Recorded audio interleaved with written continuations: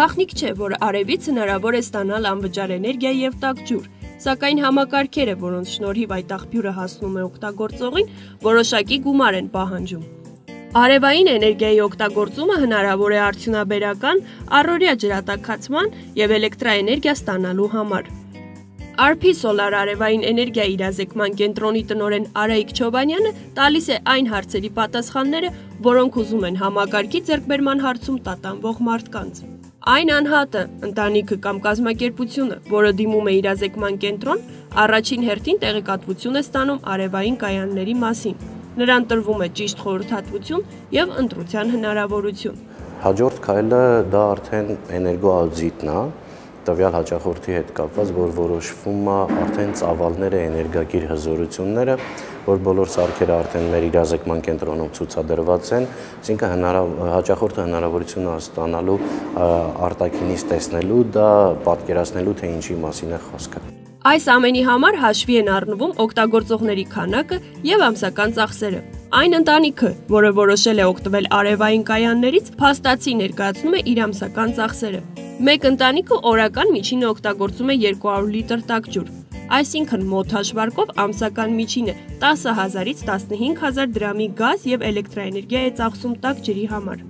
Այս նույն ծախսը կարելի է ստանալ արևից, պարզապես անհրաժեշտ է նույն գումարը 5 տարի վճարել համակարգն ունենալու համար, իսկ 5 տարի հետո ջեռուցման համակարգն արդեն անվճար կծառայի մոտ 20 տարի։ Ըստ հետազոտողների, Հայաստանը տարեկան միայն 132 միլիարդ դրամ կամ ավելի քան 270 միլիոն դոլար կարող է տնտեսել էներգախնայողությամբ։ Չոբանյանը նաև անդրադառնում է այն մտավախություններին, որ կարող է տարվա կտրվածքով արև քիչ լինի և էներգիա չփոխանցվի։ Ինչ վերաբերում է կենցաղային տաք ջուր ապահովող համակարգերի մասով,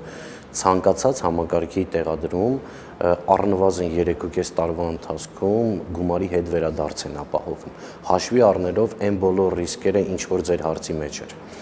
որ կարող է օրինակ այս տարվա ձմեռը, որը ինքը աննախադեպ էր ու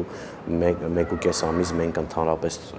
արևային օր չունեինք, բայց այնպես չի, որ համակարգը հատուկ սպասարկում է պահանջում։ Արևային երկրորդ աղբյուրը ֆոտովոլտային համակարգն է, որն ապահովում է էլեկտրաէներգիան։